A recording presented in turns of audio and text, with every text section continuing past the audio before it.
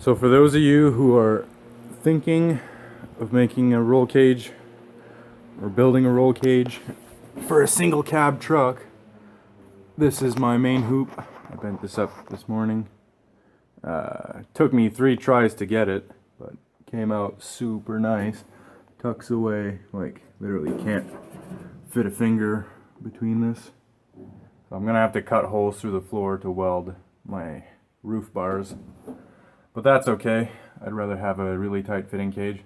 But yeah, what I was gonna say is, if you're thinking about building a roll cage for a single cab truck, make sure that you're either like short enough that your seat can be pulled forward, because if you look here, I've got my seat like as far back as I can.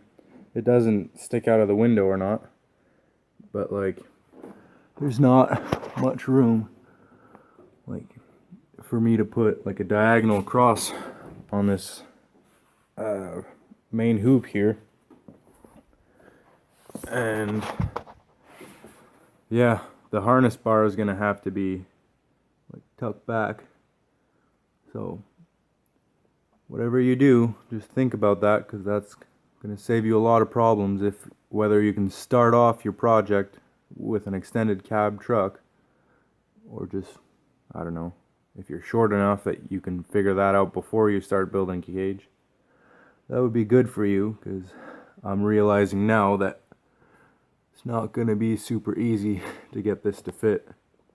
But yeah, so far the cage fits really nice. And I mean, if for some reason that the cage doesn't fit perfectly with my seating position, I don't really care. It's still going to be safer than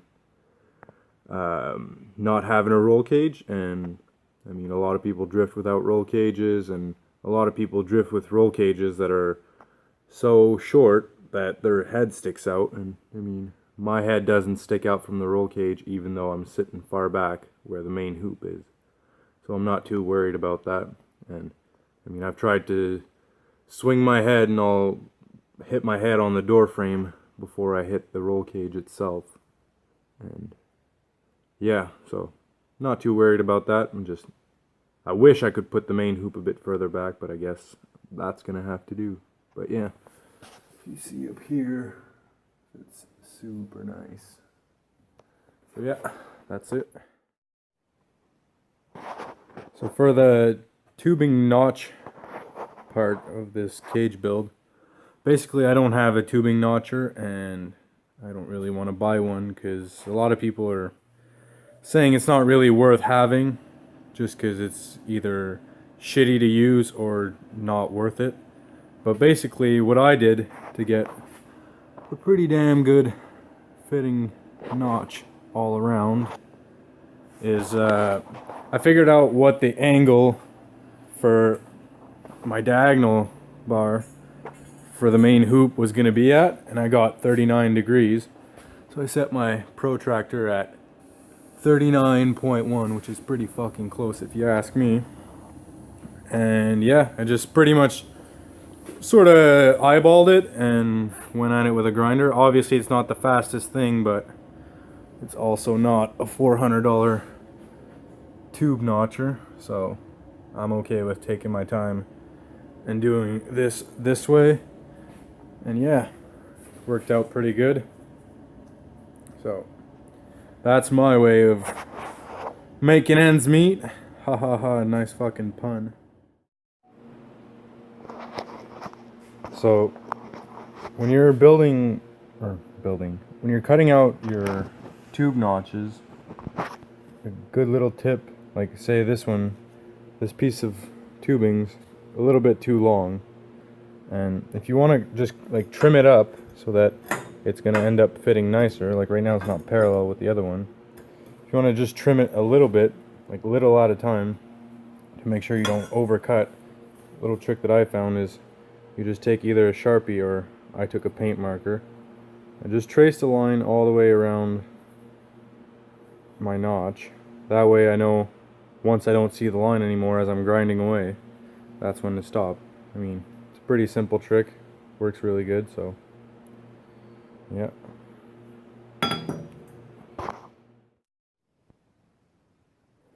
So I made this tool.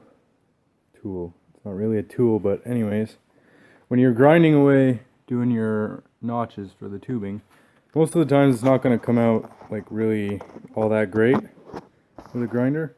So what I did is I took out just a piece of wood that was close enough to being 1.5 inches in diameter, and I took some spray adhesive and sprayed on the wood and some sandpaper to glue this.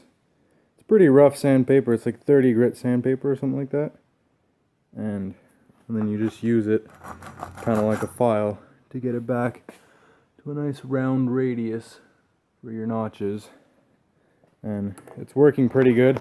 This one's a bit short though. I made this one like, it's like 1 inch long.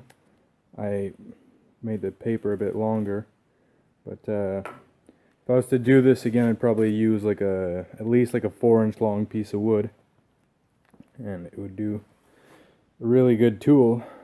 So probably end up making a new one of these at some point, but yeah, if you want to make one of these, they're a really good little thing to file down your metal to the right profile. So this is how the cage is turning out so far, and if you look, it fits super tight.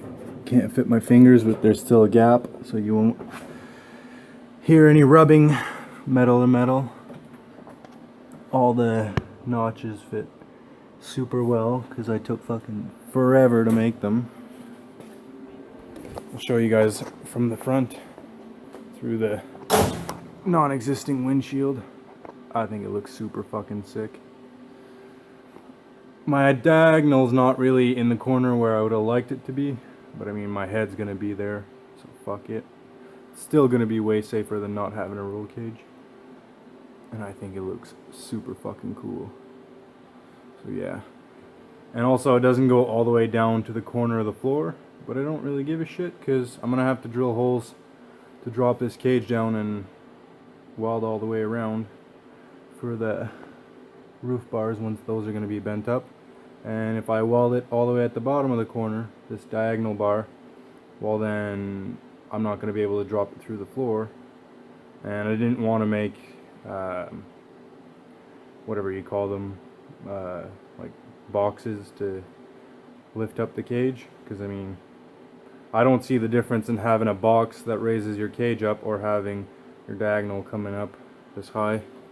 To me it all ends up being the same. So that's that. And like my lower door bar is probably going to catch somewhere a bit lower, or maybe, I don't know, some people say that it's stronger if you put all your connecting points together, but I might put it a bit lower, that way it supports that lower piece.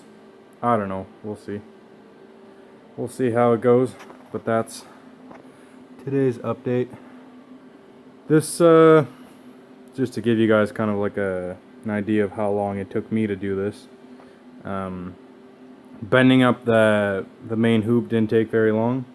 For those of you who follow me on Instagram, I made a tool basically that holds this little degree finder or angle finder, and then it just clamped onto the pipe with this, and then that's how I got my bends to not be all like offset.